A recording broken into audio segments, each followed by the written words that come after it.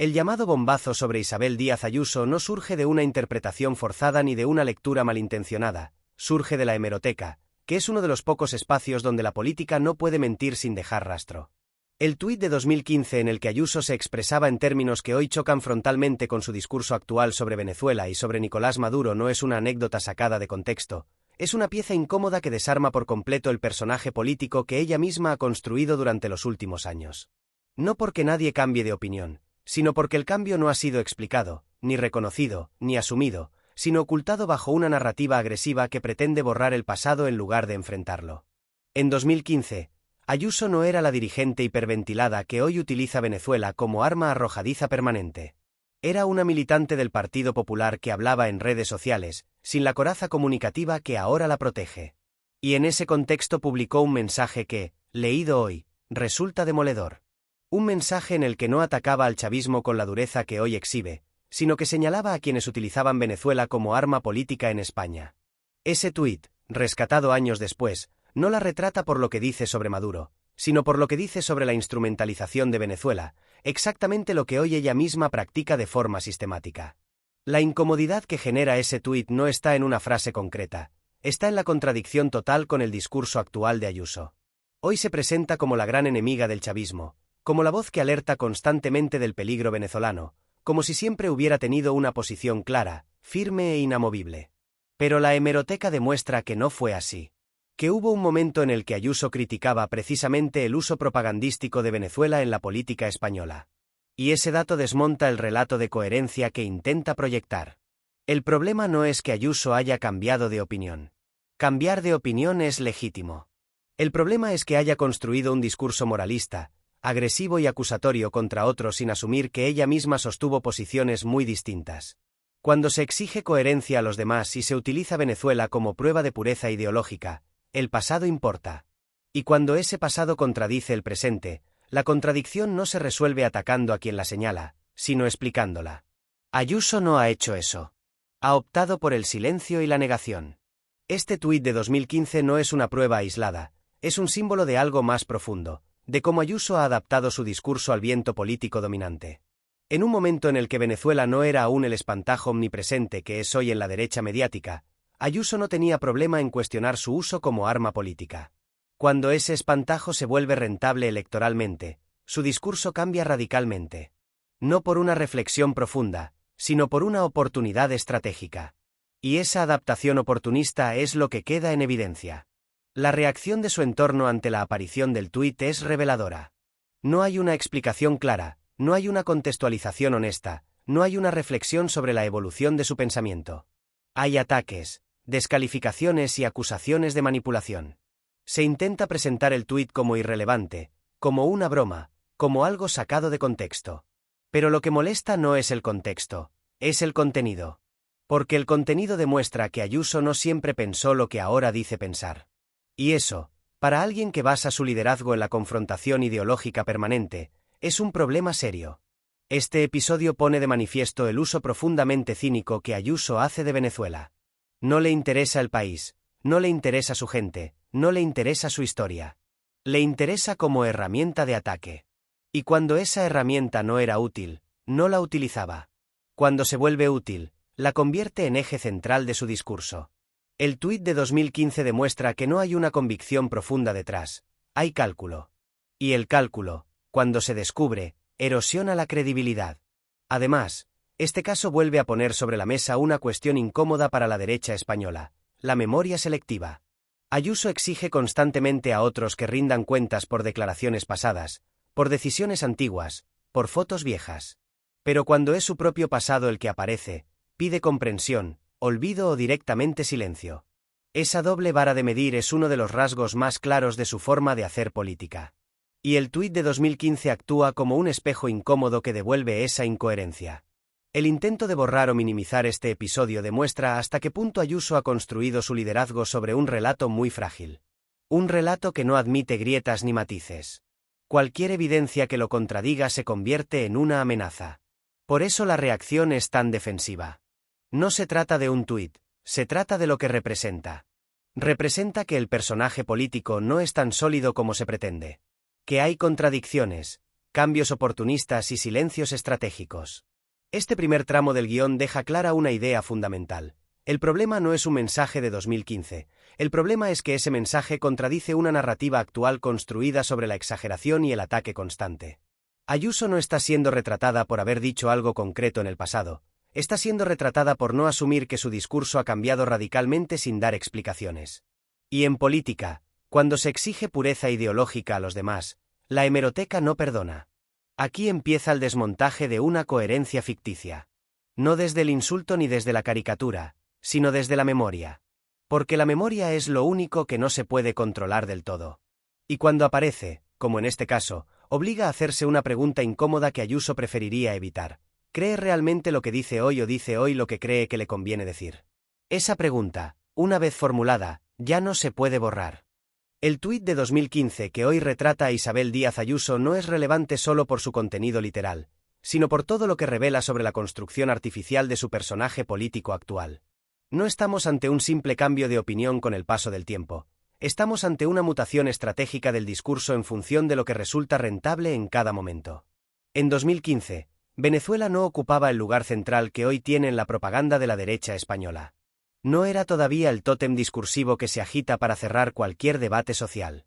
En ese contexto, Ayuso se permitía decir algo que hoy jamás diría, que el uso de Venezuela como arma política en España era una maniobra interesada.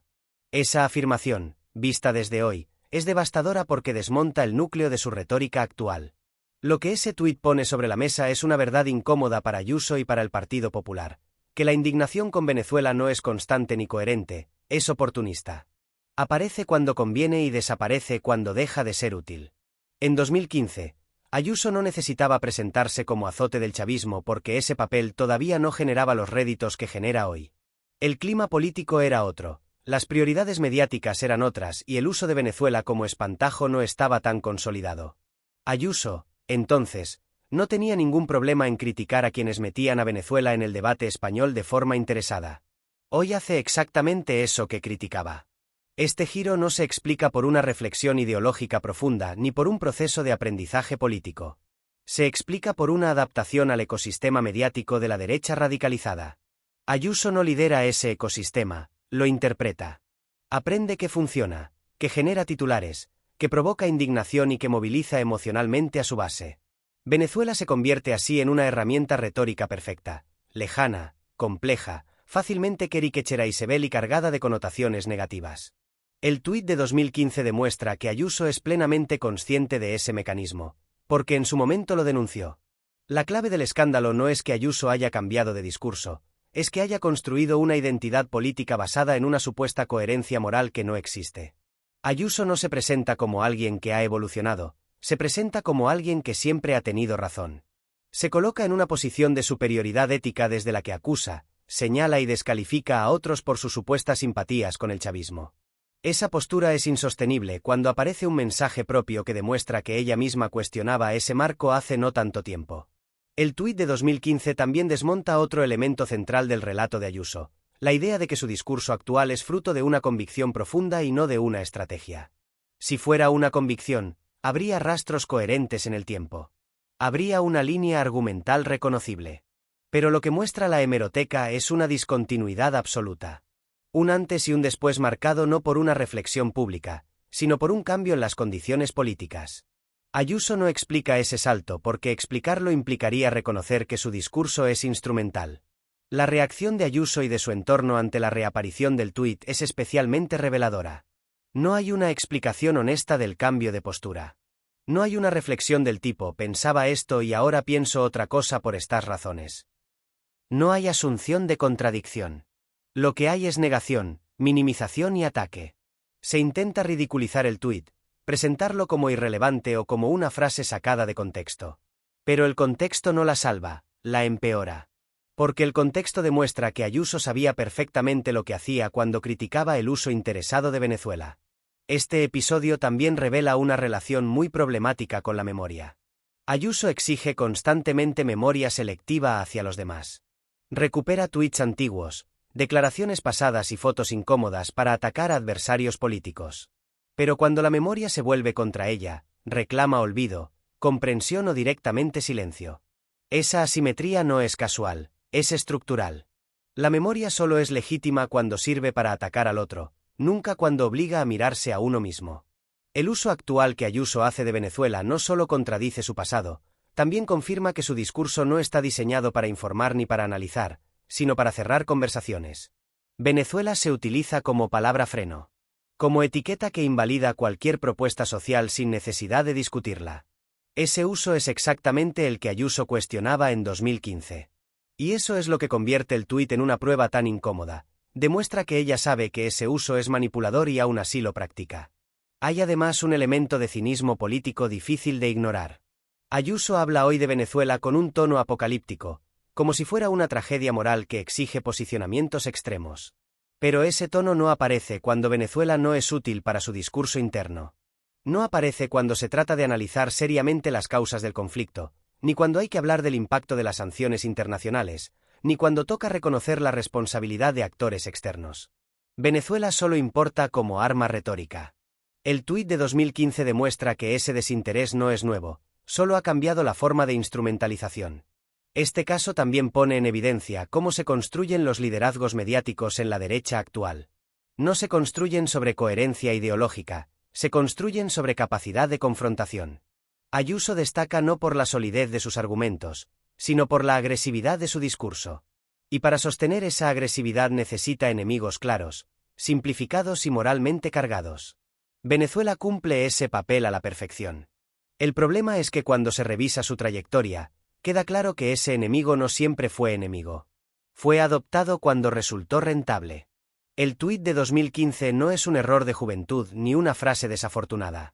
Es un documento político que revela que Ayuso entendía perfectamente el carácter manipulador del uso de Venezuela en el debate español. Lo entendía tanto que lo criticó. Que hoy haga exactamente lo mismo no es evolución, es oportunismo. Y el oportunismo, cuando se hace evidente, erosiona la autoridad moral desde la que se habla. Este episodio también sirve para desmontar la idea de que Ayuso es una dirigente auténtica que dice lo que piensa sin filtros.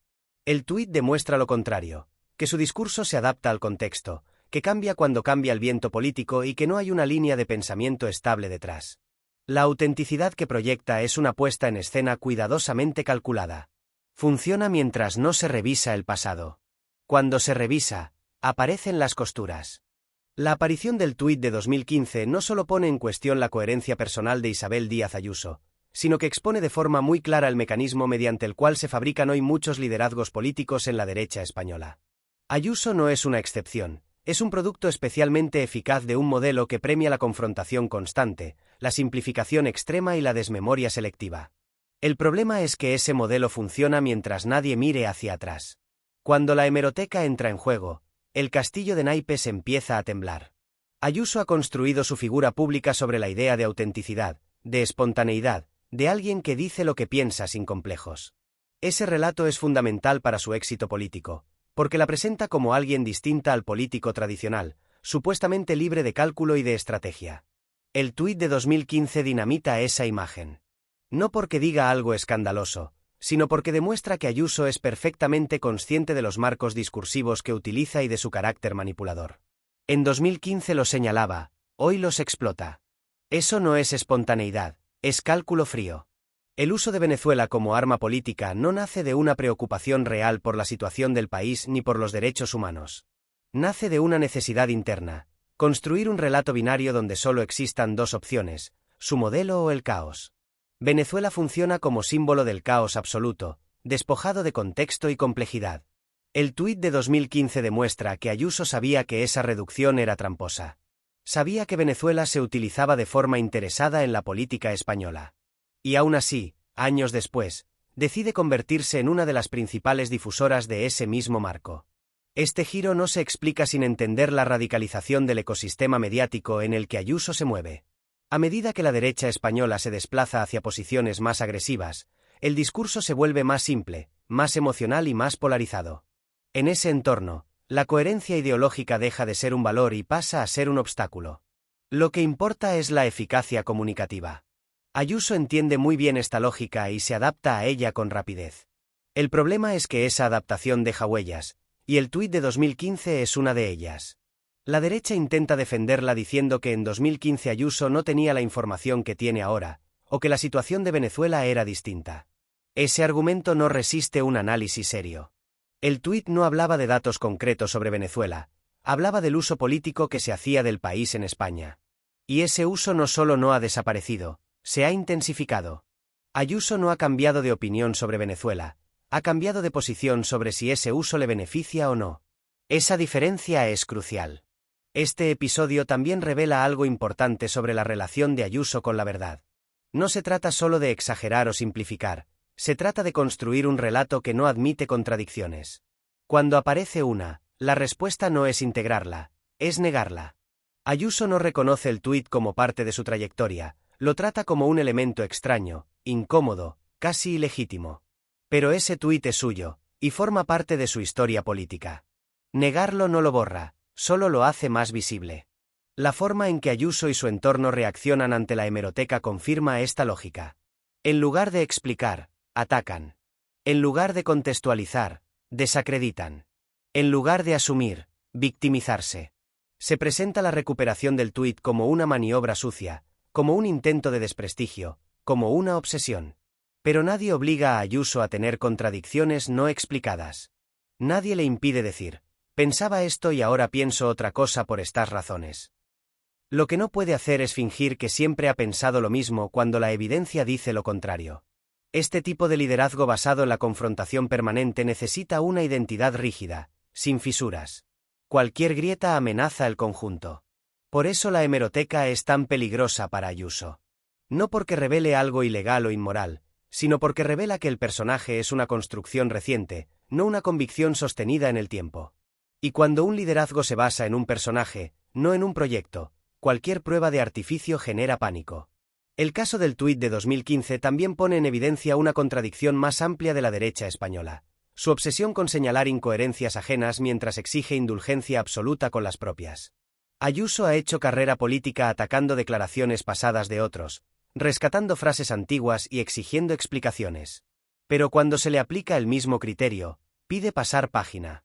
Esa doble vara de medir no es accidental, es estructural. La memoria es un arma solo cuando se apunta hacia afuera. Además, este episodio muestra cómo se vacía de contenido el concepto de cambio de opinión. Cambiar de opinión implica reconocer un proceso, explicar razones, asumir errores previos. Lo que hace Ayuso no es cambiar de opinión, es reescribir su pasado para que encaje con su presente. El tuit de 2015 no encaja, por eso molesta tanto. Porque no se puede integrar sin admitir que su discurso actual no es fruto de una convicción larga, sino de una estrategia reciente. Hay también una dimensión ética en todo esto. Utilizar un país entero y la tragedia de millones de personas como herramienta retórica para la política interna ya es cuestionable. Hacerlo además desde una posición que uno mismo criticó en el pasado añade un grado extra de cinismo. Ayuso no solo instrumentaliza Venezuela, instrumentaliza su propia trayectoria. Se presenta como referente moral sin asumir sus propias contradicciones. Esa combinación es explosiva cuando se expone. Este tercer tramo del guión deja claro que el problema ya no es el contenido del tuit, sino lo que revela sobre el modelo de liderazgo que Ayuso representa. Un modelo donde la coherencia es sacrificable, donde la memoria es selectiva y donde la verdad se subordina a la eficacia política. Ese modelo puede ser rentable en el corto plazo, pero genera una fragilidad enorme. Depende de que nadie recuerde, de que nadie archive, de que nadie compare. Y en una era digital donde todo queda registrado, esa fragilidad se convierte en un riesgo permanente. Cada mensaje antiguo, cada declaración pasada, cada contradicción no explicada puede reaparecer en el peor momento. Ayuso lo sabe, y por eso su reacción ante la hemeroteca es tan defensiva. No se trata de un ataque concreto, se trata de una amenaza estructural a su relato.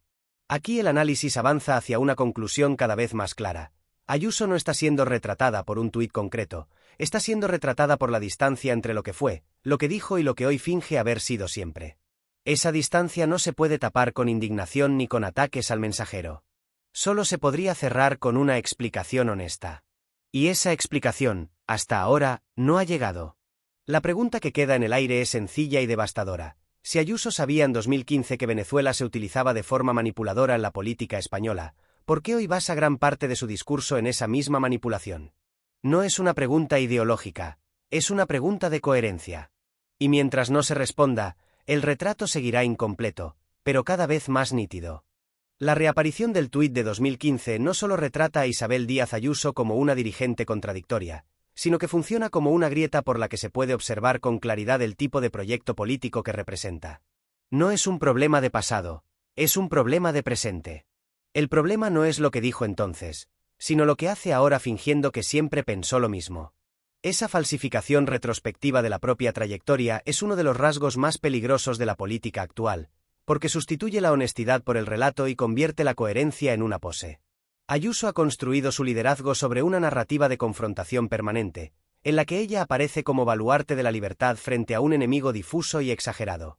Venezuela ocupa un lugar central en esa narrativa porque permite condensar todos los miedos que quiere activar: pobreza, autoritarismo, caos, pérdida de libertades. Pero lo que el tuit de 2015 demuestra es que Ayuso no siempre creyó en esa caricatura. Al contrario, era consciente de que se trataba de un recurso político interesado. Y aún así, decide apropiarse de él cuando se vuelve útil. Esa decisión no es ideológica, es estratégica. Este punto es clave porque desmonta la idea de que Ayuso actúa movida por convicciones profundas. Actúa movida por incentivos. Y los incentivos del ecosistema político-mediático actual premian el discurso más agresivo, más simplista y más polarizador. Ayuso no crea ese ecosistema, pero se adapta a él con una rapidez que delata hasta qué punto está dispuesta a sacrificar coherencia por eficacia. El tuit de 2015 es incómodo precisamente porque revela que esa adaptación no es ingenua, es consciente. El intento de su entorno de minimizar el impacto del tuit confirma esta lectura. Si realmente no tuviera importancia, no habría tanta prisa por desacreditarlo, ridiculizarlo o enterrarlo. Lo que molesta no es la frase, es lo que implica. Implica que Ayuso sabía que Venezuela se utilizaba como arma política y decidió convertirse en una de las principales usuarias de esa arma. Implica que su indignación actual no nace de la empatía ni del análisis, sino del cálculo. Y ese cálculo, una vez expuesto, debilita la autoridad moral desde la que habla. Este episodio también sirve para entender por qué Ayuso reacciona con tanta agresividad ante cualquier intento de contextualizar o matizar el debate sobre Venezuela. No puede permitirse matices porque los matices recuerdan su pasado. No puede permitirse complejidad porque la complejidad desmonta el espantajo. Su discurso necesita ser rígido, repetitivo y emocional porque sólo así puede mantener la ficción de coherencia absoluta. El tuit de 2015 introduce una duda, y la duda es letal para un liderazgo construido sobre certezas artificiales. La derecha intenta cerrar el debate apelando al argumento de que todos los políticos cambian de opinión. Pero ese argumento solo sería válido si Ayuso reconociera el cambio. Lo que hace es lo contrario, niega la contradicción, borra el pasado y actúa como si siempre hubiera estado en el mismo sitio. Esa negación es la que convierte el cambio legítimo en hipocresía. Cambiar de opinión no es un problema. Fingir que nunca se pensó distinto sí lo es. Además, este caso pone de manifiesto una forma muy concreta de entender la política como espectáculo moral. Ayuso no discute políticas, discute identidades.